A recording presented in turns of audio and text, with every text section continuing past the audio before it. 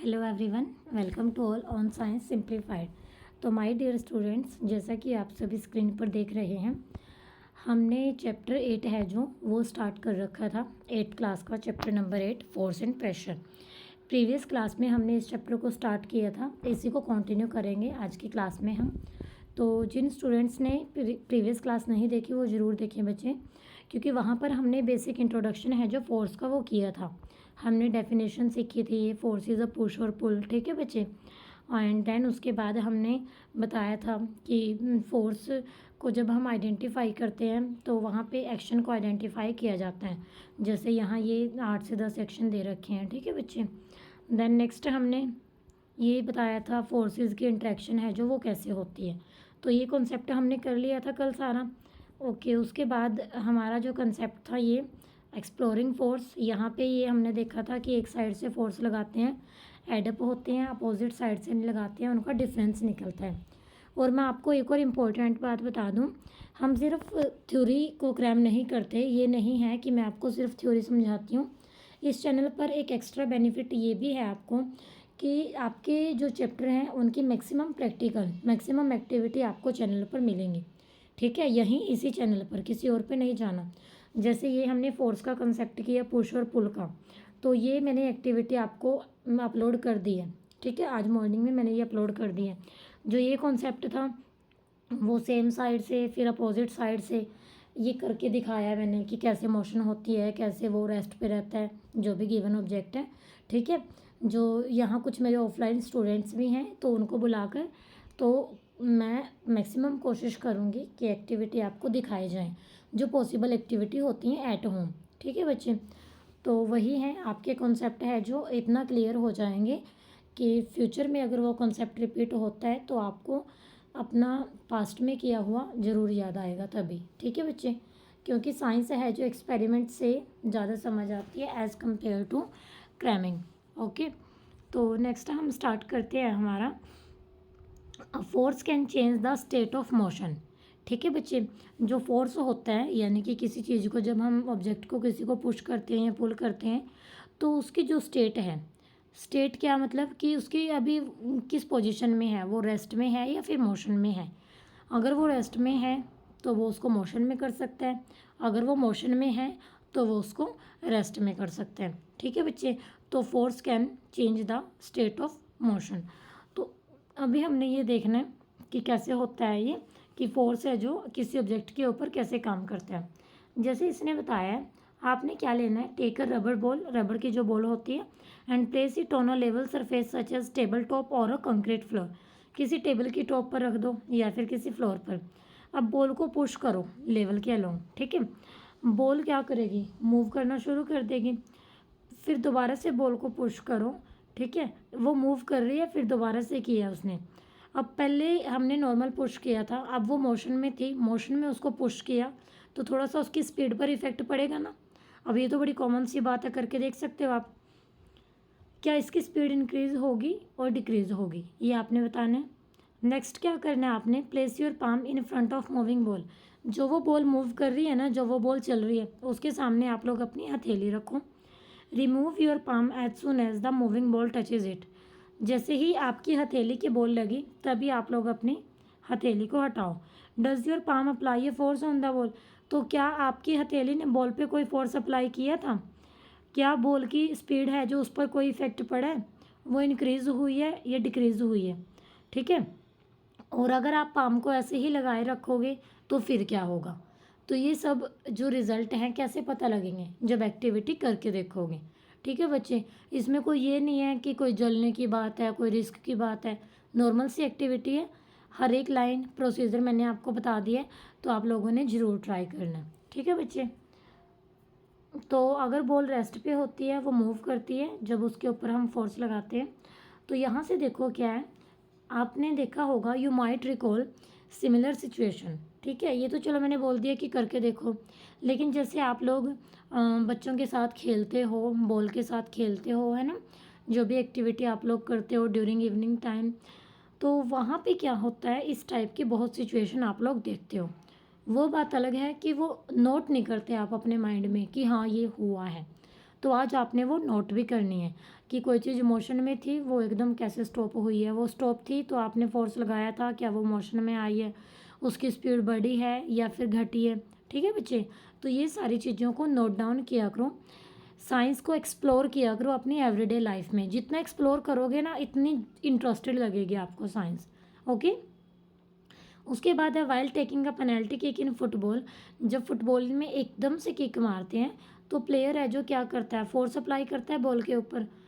उसके बाद बोल रहा है before being hit the ball was at rest, लेकिन जब तक उसने फुटबॉलर ने मतलब प्लेयर ने उसको नहीं मारा था उससे पहले बॉल क्या थी, रेस्ट पे थी। ठीक है, उसकी स्पीड क्या थी, 0 थी। The applied force makes the ball move towards the goal.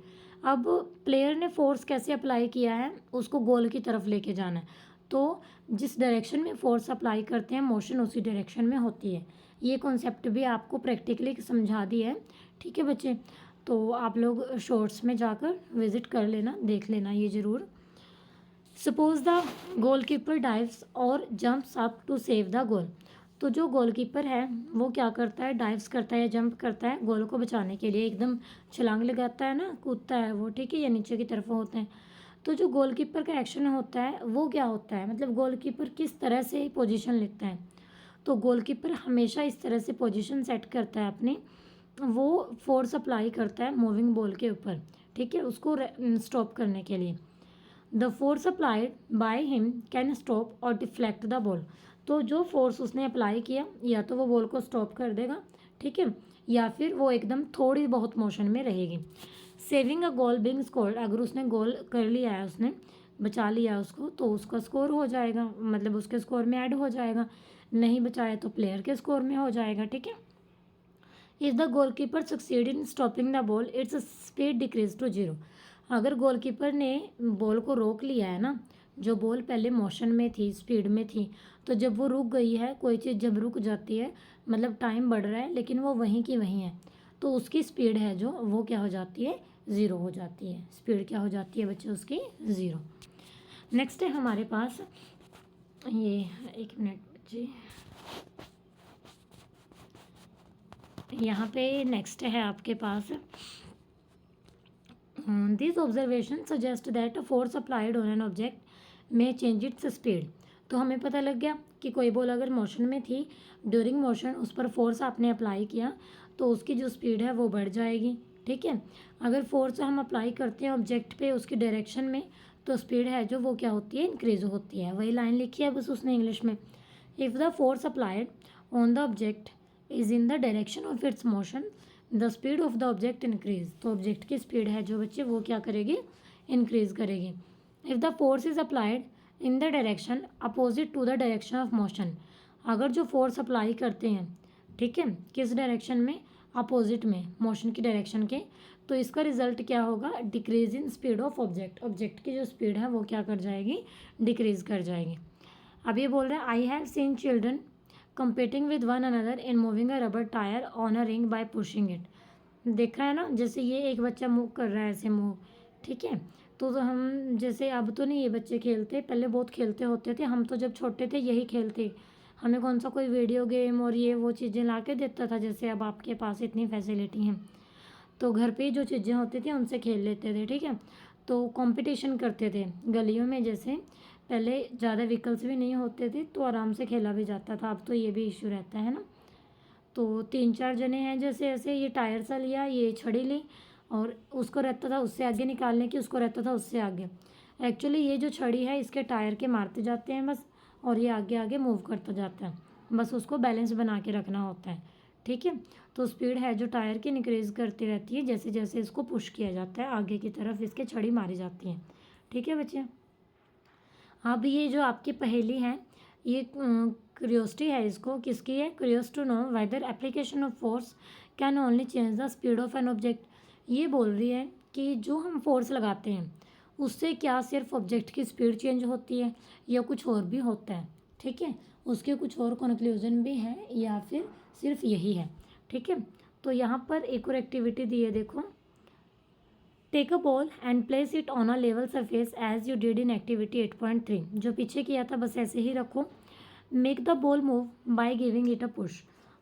एक बार उसको पुश करो, ठीक है, बॉल मूव हो जाएगी। Now place a ruler in its path as shown in figure 8.8 B, ठीक है। उसके पाथ में ये रूलर एक स्केल टाइप वो रख दो आप लोग, ठीक है बच्चे। उसके बाद क्या होगा, डज द बॉल, अब आगे बोल रहा है now place a ruler in doing so, ऐसा जब हम करते हैं you would apply a force on the moving ball, वो जो मूविंग बॉल है हम उस पर क्या कर रहे हैं, फोर्स अप्लाई कर रहे हैं। Does the ball continue to move in the same direction after it strikes the ruler, तो वो जैसे ही रूलर हमने आगे लगाया है तो बॉल की जो डायरेक्शन है, ठीक है, उसको टकराने के बाद क्या सेम उसी डायरेक्शन में आई है या फिर वो चेंज हो गई है, ठीक है। Repeat the activity and try to obstruct the moving ball by placing the ruler in such a way that it makes different angles to its path, ठीक है। तो ये एक्टिविटी रिपीट करनी है और आपने ट्राई करना है, ये फाइंड करना है कि जो मूविंग बॉल है जैसे ही हमने रूलर रखा तो उसकी जो पाथ है कौन कौन से उसने एंगल बनाए हैं। In each case note your observation about the direction of motion of the ball after it strikes the ruler, हर एक केस में आपने जो उसकी डायरेक्शन है नोट करनी है। तो आप लोग देखते हो कि अगर इस तरीके से बॉल आ रही है, आगे आपने कोई रूलर रख दिया है, ठीक है, तो उसका पाथ है जो ऐसे चेंज हो जाते हैं। उसको टकराने के बाद उसको जो पाथ मिलेगा वो उसी में जाएंगे, वो सेम पाथ पे नहीं बैक जाएंगे। अब तो ये एक्टिविटी क्यों की है, क्योंकि ये पहले जानना चाहती थी कि क्या सिर्फ ऑब्जेक्ट की स्पीड चेंज होती है। फर्स्ट कॉन्सेप्ट तो हमने ये पढ़ लिया, इफेक्ट ऑफ फोर्स पढ़ रहे हैं ना हम, फोर्स का इफेक्ट क्या होता है। तो दूसरा इफेक्ट क्या होता है, it can change the direction of motion also, ठीक है। कंक्लूजन यहाँ से क्या निकलता है, it can change the direction of motion. तो let us consider some more examples in a game of volleyball. Player often push the moving ball to their team mates to make a winning move, ठीक है। वो जीतना चाहते हैं तो volleyball में क्या होता है, प्लेयर क्या करते हैं, बॉल को किस साइड पुश करते हैं, अपने टीम की साइड, ठीक है, क्योंकि उनको जीतना है। Sometimes the ball is return to the other side of the court by pushing और स्मैशिंग इट, कई बार धक्का लगने से या फिर कहीं टकराने से वो जो बॉल है दूसरी साइड चली जाती है, ठीक है। वो दूसरी साइड गई है मतलब कि जो डायरेक्शन ऑफ मोशन है वो चेंज हो गई है। मेन कॉन्सेप्ट है जो यहाँ ये समझना है, वो दूसरी साइड गई है। इसने ये लाइनें यहाँ क्यों लिखी, ये आपको समझाना चाह रहा है यहाँ पे कि जो डायरेक्शन है वो क्या हो गई है, चेंज हो गई है, ठीक है बच्चे। उसके बाद है in a cricket a batsman plays his or her shot by applying a force on the ball with the bat. तो आपने क्रिकेट सभी ने देखा होगा, ठीक है, नहीं देखा तो अभी एक बार देख लो क्रिकेट 2 मिनट की वीडियो, कि प्लेयर है जो क्रिकेटर होता है कैसे बैट लेके बॉल को मारता है, बैट के ऊपर बॉल आती है वो एकदम मारता है, ठीक है। तो बॉल की पहले जो डायरेक्शन थी वो क्या थी, बॉलर से प्लेयर की तरफ। अब जो बॉल की डायरेक्शन है प्लेयर से वो कहीं भी जा सकती है 360 डिग्री में, ठीक है, 360 डिग्री में कहीं भी जा सकती है, बॉलर की तरफ भी जा सकती है, बैक साइड भी जा सकती है। वो उस पर डिपेंड करता है ना हिटिंग पे कि उसने उसको कैसे हिट किया, शॉट कैसा था उसका, ठीक है बच्चे। तो यहाँ से हमें क्या पता चल रहा है कि डायरेक्शन ऑफ मोशन है जो बॉल की यहाँ पर चेंज करती है, वेरी करती है। इन ऑल दिस एग्जाम्पल्स, तो इन सभी एग्जाम्पल्स में हमने क्या किया, the speed and the direction of the moving ball change due to the application of force. तो यहाँ पे हमने क्या समझा है कि जो स्पीड होती है और डायरेक्शन होती है मूविंग बॉल की वो चेंज होती है किसकी वजह से, जब फोर्स अप्लाई करते हैं। Can you give a few more example of this kind. अच्छा, अब आपने कमेंट बॉक्स में और एग्जाम्पल लिखने हैं, ठीक है। तो अ change in either the speed of an object और इट्स डायरेक्शन ऑफ मोशन और बोथ, या तो उसकी स्पीड चेंज होना या उसकी डायरेक्शन ऑफ मोशन चेंज होना या फिर दोनों चीज़ चेंज होना, इसको ही क्या बोलते हैं, change in its state of motion, change in its state of motion, ठीक है बच्चे। दस इसलिए हम क्या कहेंगे, अ फोर्स में bring a change in the state of motion of an object. जब हम फोर्स अप्लाई करते हैं मतलब जो फोर्स होता है वो क्या करता है, चेंज करता है स्टेट ऑफ मोशन को, ठीक है जी। किसी भी ऑब्जेक्ट की जो स्टेट ऑफ मोशन होती है उसको ये क्या करता है, फिर चेंज करता है। ओके बच्चे, अगर वो रेस्ट में है उसको मोशन में करेगा, मोशन में है तो रेस्ट में करेगा। स्टेट ऑफ मोशन मतलब उसकी डायरेक्शन भी और स्पीड भी, ठीक है बच्चे। This is all about state of motion. तो देखो स्टेट ऑफ मोशन को और अच्छे से डिफाइन किया है इसने। The state of motion of an object is described bye its speed and direction of motion. तो सिर्फ हम स्पीड से नहीं कहेंगे, साथ में उसके डायरेक्शन का कॉन्सेप्ट भी लेना है, ठीक है। The state of rest is considered to be the state of zero speed. जब ऑब्जेक्ट रेस्ट में है तो उसको बोलेंगे state of zero speed. An object may be at rest और इन मोशन। ऑब्जेक्ट है जो आपका रेस्ट में भी हो सकता है और मोशन में भी। Both are its state of motion. दोनों ही क्या है, इसकी स्टेट ऑफ मोशन है। दोनों ही क्या है बच्चे, इसकी स्टेट ऑफ मोशन। ठीक है जी, होप सो आपको स्टेट ऑफ मोशन का कॉन्सेप्ट है जो क्लियर हो गया है सभी को। ठीक है बच्चे, उसके बाद है डज इट मीन। तो क्या इसका मतलब ये है that the application of force would always result in change in state of motion object, कि जब भी हमने फोर्स अप्लाई किया क्या हर बार स्टेट ऑफ मोशन है जो ऑब्जेक्ट की वो चेंज होगी। तो चलो ये फाइंड करते हैं हम। इट इज़ कॉमन एक्सपीरियंस, ये कॉमन एक्सपीरियंस है हमारा, दैट मैनी अ टाइम, कि बहुत time application of force does not result in a change in the state of motion, कि कई बार हम फोर्स अप्लाई भी करते हैं तो ज़रूरी नहीं होता कि हर बार उसकी जो स्टेट है वो चेंज हो, स्टेट ऑफ मोशन है जो हर बार चेंज हो, ऐसा ज़रूरी नहीं होता। फॉर एग्जाम्पल दे रहा है जैसे ये, a heavy box may not move at all.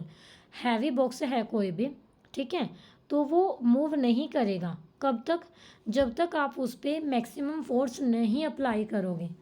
Maximum force जब तक आप उस पर अप्लाई नहीं करोगे तो वो मूव नहीं करेगा। ठीक है बच्चे, again no effect of force, कोई भी फोर्स का इफेक्ट एक्सपीरियंस नहीं होगा कब, when you try to push a wall. आप सभी के सामने दीवार है, उसको धक्का दो, क्या वो दीवार को आप जब धक्का मारते हो, पुश करते हो, तो क्या वो अपनी जो पोजीशन है वहाँ से मूव करेगी? क्या थोड़ा सा भी मोशन होगा? बिल्कुल भी नहीं होगा, किसी तरह से भी नहीं पॉसिबल, चाहे आप फैमिली के सारे मेंबर उसको पुश करने लग जाओ। ठीक है बच्चे, क्योंकि वहाँ पे क्या होता है, वो जो फोर्स है वो एनफ नहीं होता उसको मूव करवाने के लिए।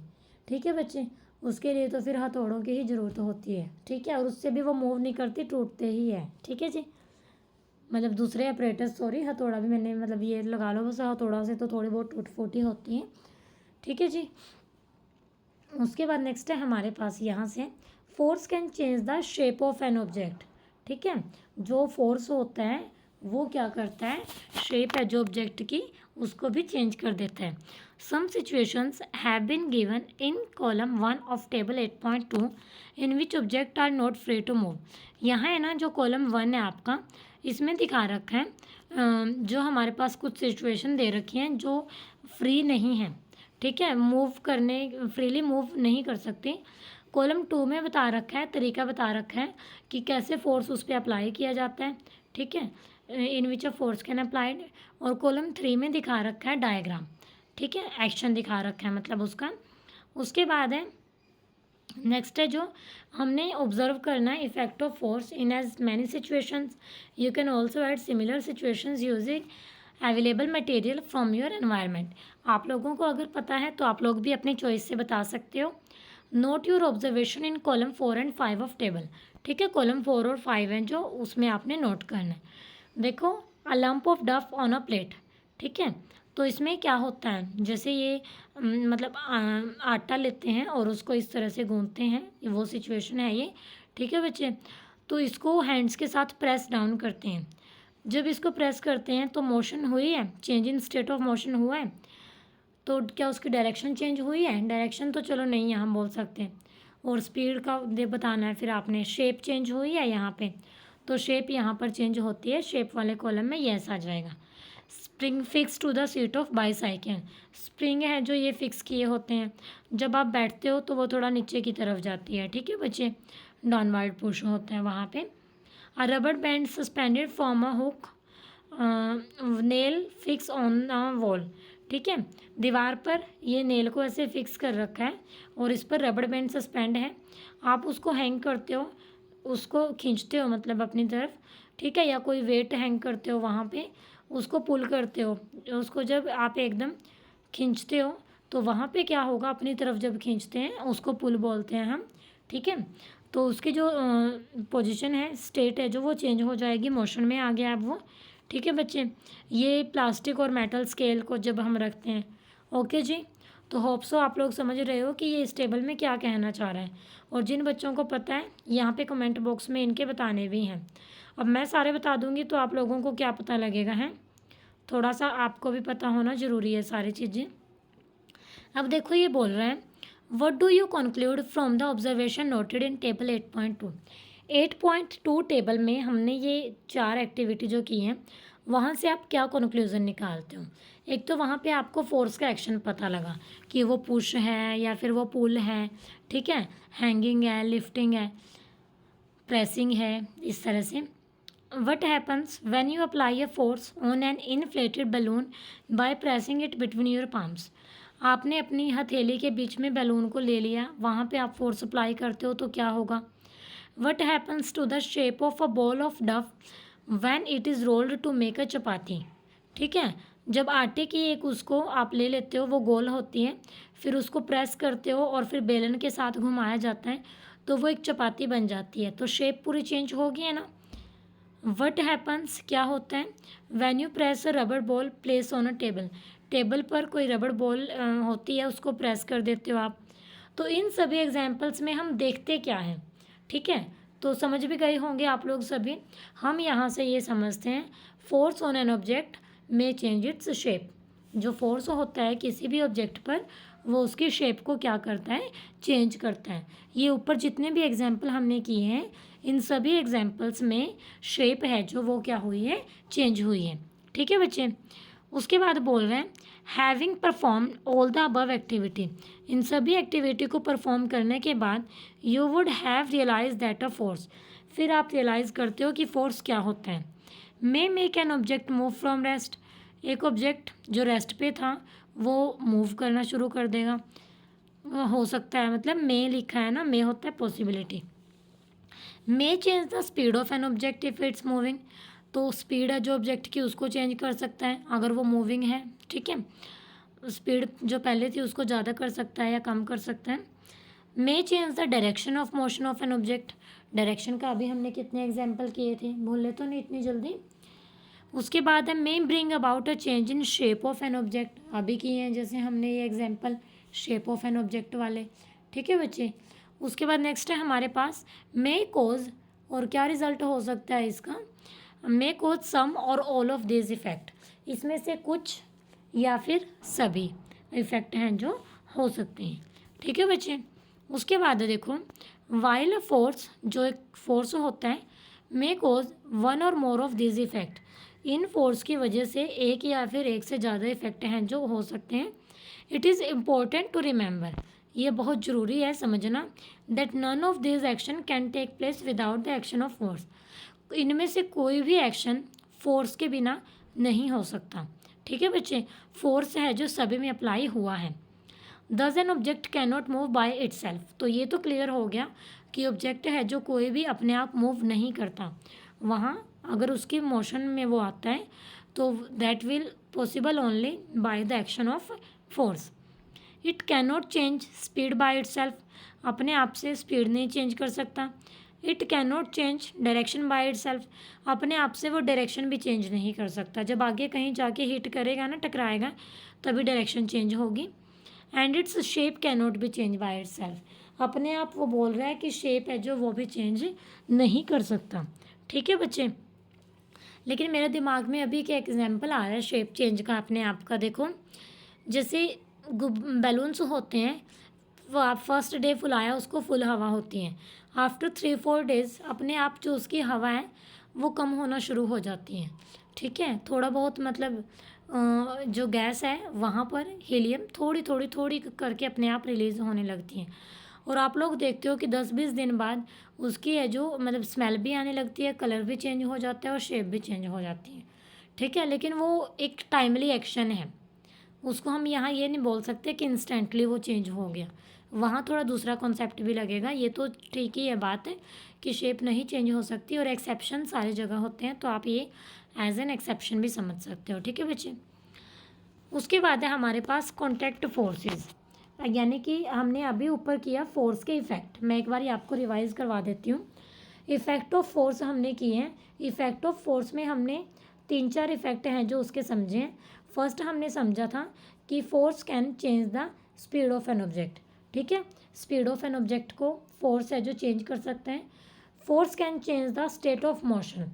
अब स्टेट ऑफ मोशन में हमने 2 चीज़ बताई थी, एक तो उसकी स्पीड का कॉन्सेप्ट, यानी कि अगर वो कम है ज़्यादा हो सकती है, ज़्यादा से कम हो सकती है, मोशन से रेस्ट में आ सकते हैं। और दूसरा हमने बताया था यहाँ पे डायरेक्शन, जो डायरेक्शन है ऑब्जेक्ट की वो भी चेंज होती है। और इन दोनों इफेक्ट को कंबाइन करके हमने बोला है स्टेट ऑफ मोशन, ठीक है बच्चे। उसके बाद नेक्स्ट है यहाँ पे हमारे पास नेक्स्ट इफेक्ट हमने फोर्स का क्या किया था, it can change the shape of an object. ये क्या कर सकता है, ऑब्जेक्ट की जो शेप है उसको भी चेंज कर सकते हैं, ठीक है बच्चे। उसके बाद नेक्स्ट है हमारे पास टाइप ऑफ फोर्सेस। टॉपिक के अगले का नाम क्या है हमारे पास, टाइप ऑफ फोर्सेस। फोर्स के टाइप की बात करेंगे हम यहाँ पर। कॉन्टैक्ट फोर्स होता है, फिर कॉन्टैक्ट में आगे टाइप की बात करेंगे, देन नॉन कॉन्टैक्ट। तो कॉन्टैक्ट तक तो आज ज़रूर करेंगे, आगे हम देख लेंगे वीडियो अगर ज़्यादा लंबी ना हुई तो उसके अकॉर्डिंग, ठीक है बच्चे। तो फर्स्ट है हमारे पास यहाँ पे कॉन्टैक्ट फोर्सेस। कॉन्टैक्ट वर्ड का मीनिंग पता है, बोलते हो ना आप इसके कॉन्टैक्ट में हो क्या, मतलब आसपास जो होता है किसी के। और कॉन्टैक्ट एक तरह से आप ये भी समझ सकते हो टच करना, टच में अगर है that will be in contact. Touch में अगर आप हो तो उसको हम बोलते हैं कॉन्टैक्ट में होना। और टच में करने की वजह से जो बॉडी के अंदर या फिर ऑब्जेक्ट के अंदर चेंजेस हैं जो होते हैं, ठीक है, टच की वजह से, कॉन्टैक्ट फोर्सेस की वजह से जो चेंजेस होते हैं वो जो फिर फोर्सेस हैं कॉन्टैक्ट फोर्स की कैटेगरी में आ जाते हैं, ठीक है बच्चे। तो कॉन्टैक्ट फोर्सेस का मीनिंग क्या हो गया, ये वो फोर्स होते हैं जिनमें जो चेंज है कौन से फोर्स से होगा, कि जब ऑब्जेक्ट है जो गिवन पार्टिकल है जो गिवन ऑब्जेक्ट है जो कॉन्टैक्ट में आता है, ठीक है बच्चे। अब कॉन्टैक्ट फोर्स को भी उसने फर्दर डिवाइड कर दिया है, यहाँ पे कैटेगराइज कर दिया है। तो फर्स्ट है यहाँ पे हमारे पास मस्कुलर फोर्स। फर्स्ट क्या है हमारे पास, मस्कुलर फोर्स। तो मस्कुलर वर्ड का मीनिंग क्या है, मस्कुलर वर्ड आया है मसल से। तो मसल्स तो पता है सभी को, अपनी बॉडी के अंदर मसल्स होती हैं। अब मसल्स हैं जो जब एक्शन में आती हैं, ठीक है, मसल्स की वजह से, मसल्स के साथ जो फोर्स अप्लाई किया जाता है, जहाँ पर मसल्स के वजह से कोई एक्शन होता है तो that force is known as muscular force, ठीक है बच्चे। जैसे देखो यहाँ पर एक्सप्लेनेशन क्या दिया है इसकी, कैन यू पुश और lift a book lying on a table without touching it. आपकी ना टेबल पर कोई बुक रखी हुई है, क्या आप उसको टच किए बिना उस बुक को उठा सकते हो या धक्का मार सकते हो बिना टच किए, जब तक आपने उसको हाथ नहीं लगाए, ठीक है। तो कोई जादू की छड़ी तो है नहीं कि दूर से फूंक मार दी और हो जाएगा, तो नहीं पॉसिबल है ना ऐसा। उसके बाद बोल रहे हैं can you lift a bucket of water without holding it. पानी की बाल्टी होती है, बिना उसको पकड़े क्या उठा सकते हो आप लोग, नहीं पॉसिबल ये भी। Generally to apply a force on an object, normally अगर हम बात करते हैं डेली एवरीडे लाइफ में, तो फोर्स जब भी किसी ऑब्जेक्ट पर अप्लाई करते हो तो आपकी जो बॉडी है उसके कांटेक्ट में आती है, उसके टच में आती है ऑब्जेक्ट के, ठीक है बच्चे। द कांटेक्ट में आल्सो भी विद द, वो जो कांटेक्ट होता है with the help of a stick और अ पीस ऑफ रोप, ठीक है। रोप कोई रस्सी का टुकड़ा है उसकी हेल्प से हो जाता है या स्टिक की हेल्प से हो जाता है। अब जैसे मैंने बोला था ना कि आप कोई बुक उठा सकते हो या पुश कर सकते हो बिना हाथ लगाए, तो कई बच्चों के दिमाग में गया होगा आराम से कर सकते हैं, छड़ी के साथ कर देंगे। उस छड़ी को भी तो आपने अपने हाथ में ही पकड़ा है, तो हाथ का तो काम हुआ ही है ना, ठीक है।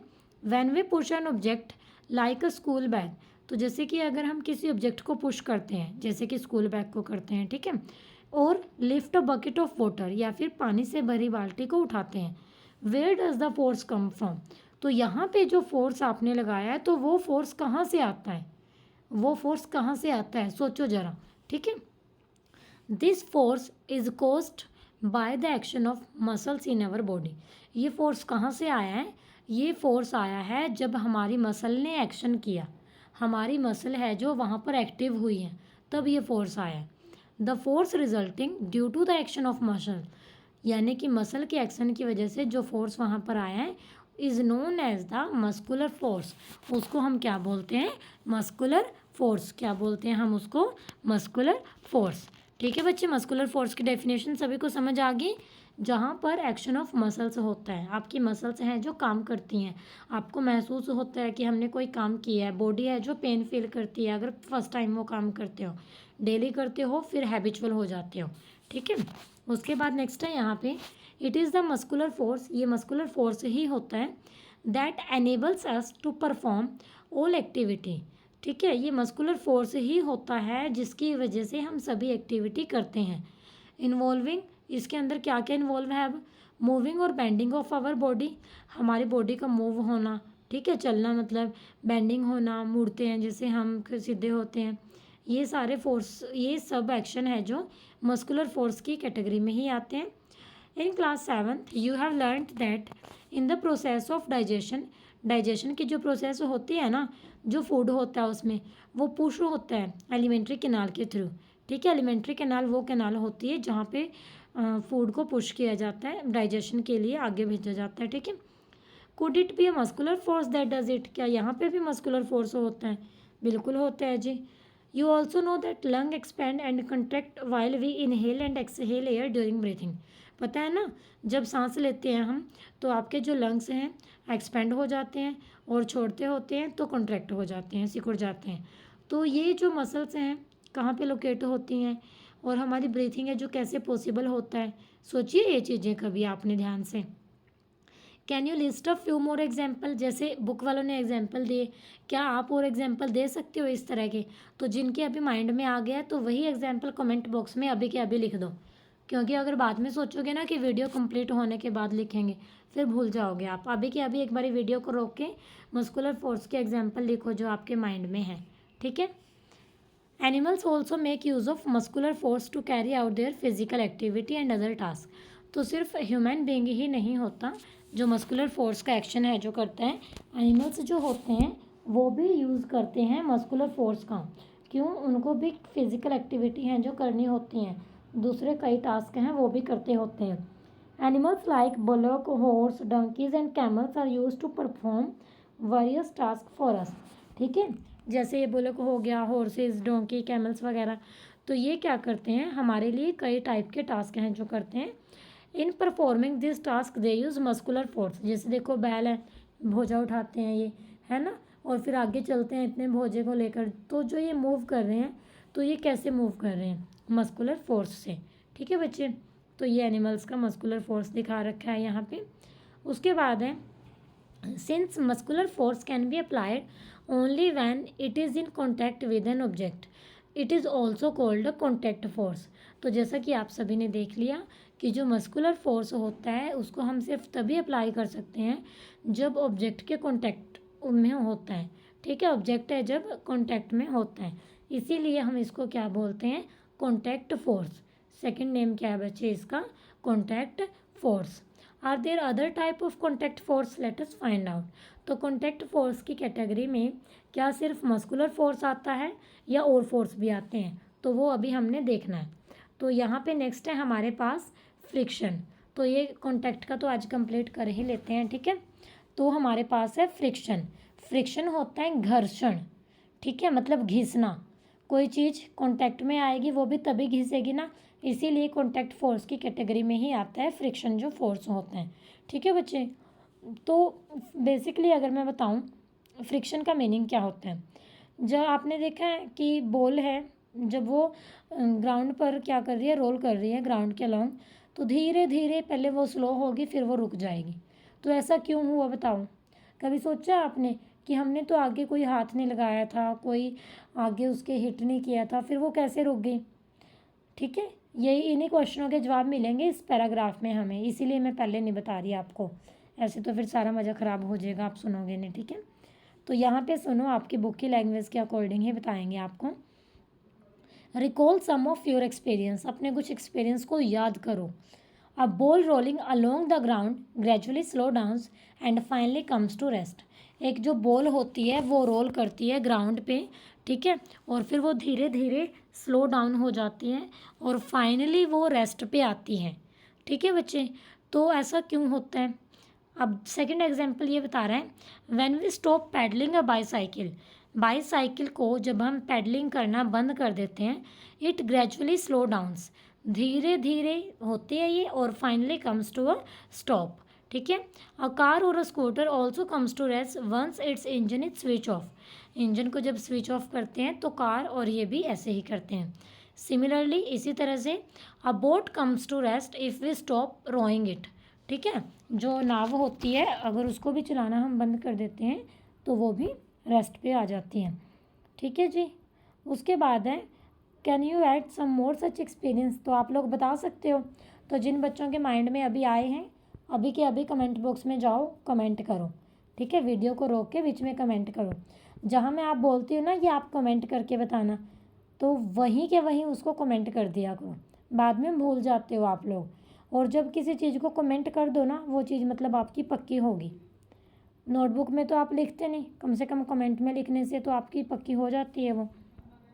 इन all this situations no force appears to be acting on the object. इन सभी सिचुएशंस में क्या होता है, कोई भी फोर्स है जो ऑब्जेक्ट पर एक्ट नहीं करता। Yet their speed gradually decreases and they come to rest after some time. उनकी जो स्पीड है वो धीरे धीरे डिक्रीज होती है और कुछ टाइम के बाद वो रेस्ट पर आ जाते हैं। What cause a change in their state of motion. अब हमने ये भी पढ़ा था स्टेट ऑफ मोशन, वो कैसे चेंज होती है। कुड सम फोर्स भी एक्टिंग ऑन दैम, क्या उस पर भी कोई फोर्स एक्ट करता है। Can you gas the direction in which the force must be acting in each case. तो क्या आप कुछ गैस कर सकते हो जहाँ पर डायरेक्शन है जो फोर्स के हर एक केस में चेंज होती है। तो देखो बच्चे क्या होता है यहाँ पे, the force responsible for changing the state of motion of an object in all these examples is the force of friction. तो जो फोर्स रिस्पॉन्सिबल होता है चेंज करने के लिए स्टेट ऑफ मोशन को ऑब्जेक्ट की सभी केसेस में, वो किसका एग्जाम्पल है, फ्रिक्शन फोर्स का। तो फोर्स ऑफ फ्रिक्शन क्या है, it is the force of friction between the surface of the ball and the ground. जो बॉल और ग्राउंड के बीच में फोर्स था ना वो फोर्स ऑफ फ्रिक्शन ही था। तभी शुरू में ऐसे एग्जाम्पल दिए जाते हैं कि कॉन्सेप्ट पे आपकी पूरी कंसंट्रेशन हो जाए। And brings the moving ball to rest, जो मूविंग बॉल होती है उसको रेस्ट पे ले आता है। सिमिलरली क्या होता है, friction between water and the boat brings it to a stop once you stop rowing. ठीक है बच्चे, तो जो फोर्स ऑफ फ्रिक्शन होता है always act on all the moving object and its direction is always opposite to the direction of motion. Most important line है ये यहाँ से कि जो फोर्स ऑफ फ्रिक्शन होता है आपका हमेशा कैसे एक्ट करता है मूविंग ऑब्जेक्ट पर, कि जो उसकी डायरेक्शन होती है हमेशा motion of direction of motion के अपोजिट होती है। क्योंकि जैसे बॉल आपके जो फॉरवर्ड मूव करनी थी अब वो रुक गई, ठीक है, फॉरवर्ड मूव नहीं किया उसने, अब वो बिल्कुल रुक गई, तो अपोजिट से लगा है ना वो, इसीलिए ऐसा होता है। Since the force of friction arises due to contact between surface, तो फोर्स ऑफ फ्रिक्शन भी हमेशा कॉन्टैक्ट की वजह से ही होता है। ठीक है बच्चे, it is also an example of contact forces, तभी हमने बोला है कि ये कॉन्टैक्ट फोर्सेज का एग्जाम्पल है। You will learn more about this force in chapter 9। तो हमारा चैप्टर 9 है ही यही है, फ्रिक्शन का ही चैप्टर है वो हमारे पास। ठीक है जी, वहाँ पर आप इसके बारे में और अच्छे से सीख लोगे। यू मे बी वंडरिंग, आपको ये भी हैरानी होगी, whether it is essential for the agent applying a force, कि जो भी एजेंट है जो भी मतलब ऑब्जेक्ट के ऊपर फोर्स जो अप्लाई हम कर रहे हैं on an object to be always in contact with it, let us find out. तो जैसे अभी हमने कॉन्टैक्ट फोर्स के एग्जाम्पल में किया है कि क्या सिर्फ जो कॉन्टैक्ट में होते हैं तभी फोर्स अप्लाई करने से वहाँ कोई चेंज होता है, या फिर विदाउट कॉन्टैक्ट भी कोई फोर्स अप्लाई किए जा सकते हैं। तो बिल्कुल किए जा सकते हैं। हमारा जो नेक्स्ट कल की क्लास का टॉपिक है वही रहेगा नॉन कॉन्टैक्ट फोर्सेज। ठीक है बच्चे, आज की क्लास में हमने कॉन्टैक्ट फोर्सेज के टाइप भी कर लिए। फर्स्ट हमने किया था यहाँ पर मस्कुलर फोर्स एंड सेकंड था हमारे पास दैट इज़ फ्रिक्शन फोर्स। ठीक है बच्चे, तो कॉन्टैक्ट फोर्स के 2 टाइप किए हैं हमने, और हमने किया है effect of force on motion. ठीक है, इफेक्ट ऑफ फोर्स में जैसे हमने किया था वहाँ पर ऑब्जेक्ट की जो स्टेट ऑफ मोशन है वो चेंज होती है, डायरेक्शन ऑफ मोशन है जो वो चेंज होती है, जो आपकी शेप होती है वो भी चेंज हो जाती है, और जो आपका हमने बोला था स्टेट डिफाइन कर दिया था हमने उसको, जो स्पीड थी ना आपकी स्पीड में चेंज होना, ठीक है, और आपकी जो डायरेक्शन है उसमें चेंज होना, उसको कंबाइन करके हमने स्टेट बोल दिया था। तो आई थिंक बस एक क्लास में और ये चैप्टर हो ही जाएगा आपका। नॉन कॉन्टैक्ट है और उसके बाद क्या प्रेशर का इफेक्ट होगा। वैसे नॉन कॉन्टैक्ट के कई टाइप हैं आपके पास, फिर प्रेशर का है। चलो ठीक है, इतना भी ज़्यादा नहीं है, कल की क्लास में ट्राई करेंगे बच्चे इसको ख़त्म करने की, क्योंकि फिर हमने क्वेश्चन आंसर भी करने हैं ना। क्वेश्चन आंसर के लिए मैं आपकी एक अलग से क्लास लूँगी, सो डोंट वरी बच्चे, क्वेश्चन आंसर भी आपके सभी करवाए जाएंगे। ठीक है बच्चे, टेंशन नहीं लेनी बिल्कुल भी, आपका चैप्टर है जो अच्छे से कंप्लीट करवाया जाएगा। एक क्लास लूँगी मैं, जब चैप्टर कंप्लीट हो जाएगा नेक्स्ट क्लास आपकी क्वेश्चन आंसर की ही होगी। आपको सब पता चल जाएगा उसमें कि नोटबुक में क्वेश्चनों को कैसे लिखना है। पहले भी हमने ऐसे आपकी क्लास ले रखी हैं, तो जो चैप्टर पहले हो चुके हैं, इससे पहले जैसे 2 चैप्टर हो चुके हैं, तो चैनल पर विज़िट करके आप लोग अपने वो चैप्टर भी कंप्लीट कर लेना। और थ्योरी जो होती है उसके रिगार्ड्स में प्रैक्टिकल डालती रहती हूँ, शॉर्ट सेक्शन में होती हैं, तो वो भी आप लोग ज़रूर देखा करो। ठीक है बच्चे, तो मैं उम्मीद करती हूँ कि आज की क्लास आप सभी को पसंद आई है, समझ आई है। तो वीडियो को लाइक करें और कमेंट करके बताएं कि क्लास कैसी लगी है। बीच बीच में जो क्वेश्चन अराइज हुए हैं, कुछ मैंने आपको बोला है कि कमेंट बॉक्स में लिखें, तो वो भी आपने ज़रूर कमेंट करके बताना। ठीक है बच्चे, तो अगर आप लोग पहली बार चैनल पर आए हो तो चैनल को सब्सक्राइब जरूर करना, वीडियो को लाइक करना, मैक्सिमम शेयर करना।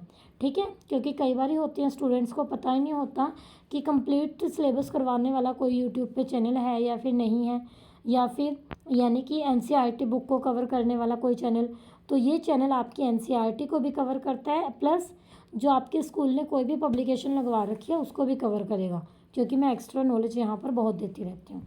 ठीक है बच्चे, so thank you very much, stay connected with science simplified.